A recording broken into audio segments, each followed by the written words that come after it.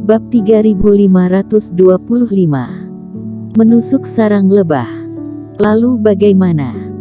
Kita tidak bisa memindahkannya. Iblis Fu juga terkejut.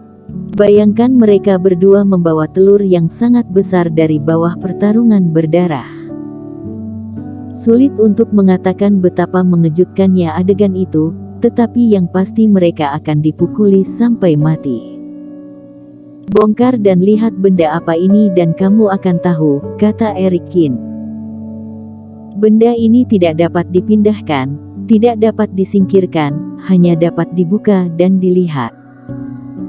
Dan Eric Kin selalu merasa bahwa hal ini tidak seperti yang dikatakan Iblis Fu bahwa Ni adalah telur dari binatang sakti. Benda ini bahkan tidak bisa digigit Sky Eater, bagaimana bisa dihancurkan? Kamu lupa, aku masih memiliki setetes Spirit Transformation Divine Water. Mengambil botol porselen kecil, Eric Kin merasa sedikit menyesal.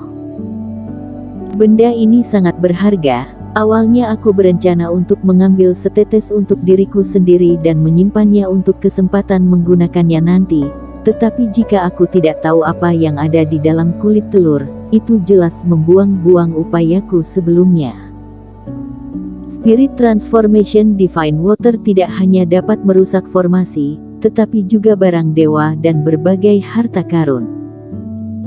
Alasan mengapa disebut Spirit Transformation Divine Water adalah karena ia dapat merusak segalanya. Kalau tidak, benda ini hanya ada 2 tetes, mengapa bisa menyebabkan banyak orang bertarung dan bahkan Tracer Taoist hampir kehilangan nyawanya untuk merebutnya. Keluarkan Spirit Transformation Divine Water dan bungkus dengan Reiki.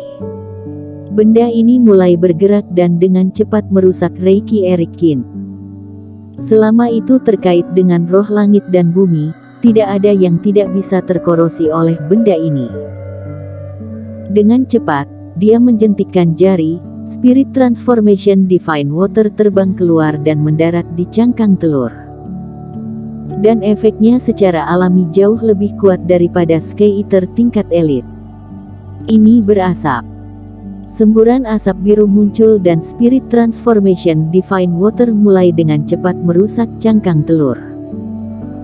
Lingkupnya tidak vertikal ke bawah seperti sebelumnya, tetapi menyebar kemana-mana sambil terus mengorosinya. Pesyah. Di bawah korosi itu, penghalang seperti cangkang telur ini tampaknya akhirnya terbuka. Aura merah, seperti uap yang keluar dari ketel, memenuhi udara dengan ganas. Buka, aku tidak tahu apa yang ada di dalamnya. Iblis Fu terkejut dan senang. Tepat ketika dia akan melangkah maju, ekspresi Eric Kin berubah dan sebaliknya dia menarik Iblis Fu kembali dengan liar. Apa yang salah? Kabut itu beracun. Iblis Fu tertegun sejenak, tepat saat hendak mengatakan sesuatu, tiba-tiba dia merasa pusing, bahkan kesadarannya menjadi kabur dan dia tiba-tiba kaget. Aku hanya punya jiwa dewa, kabut racun ini bahkan dapat memengaruhiku, Eric Kin, bahkan kamu juga terkena racun. Melihat ekspresi Eric Kin juga sedikit salah, Iblis Fu pun kaget. Perlu diketahui bahwa Eric Kin mengultivasikan tubuh Raja Kin agar kebal terhadap segala racun. Tentu saja dia juga telah melatih jiwa dewa.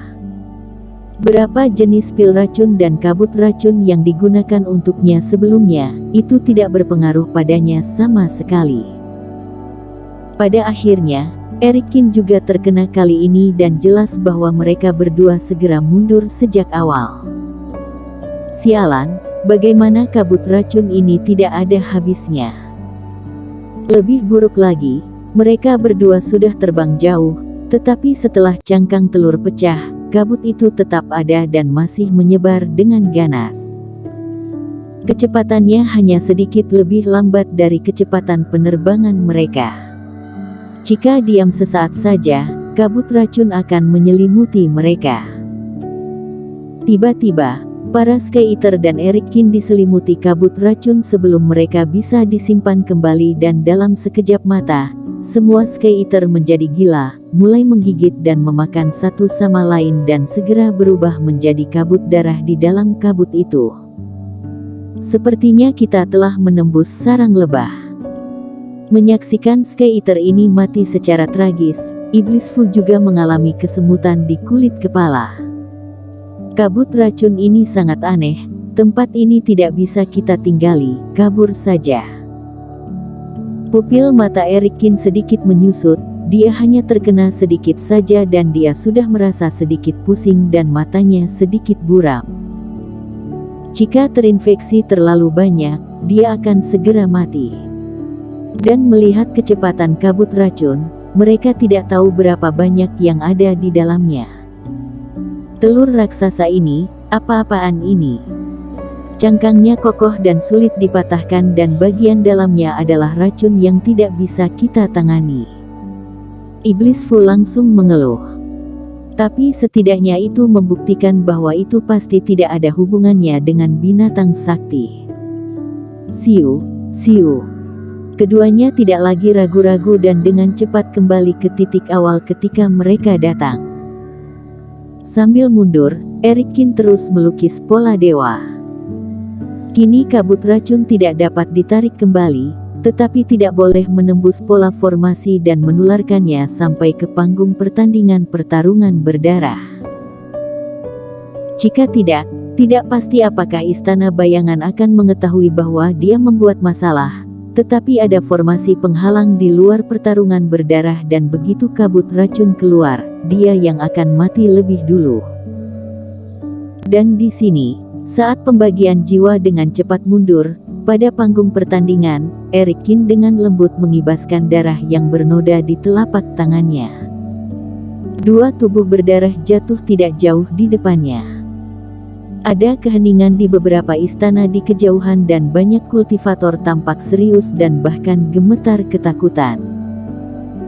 Kedua orang yang jatuh ini bukanlah dua Taois yang memimpin dan menantang Eric Kin sebelumnya. Faktanya, mereka berdua telah menjadi mayat hanya beberapa saat setelah mereka naik ke atas panggung.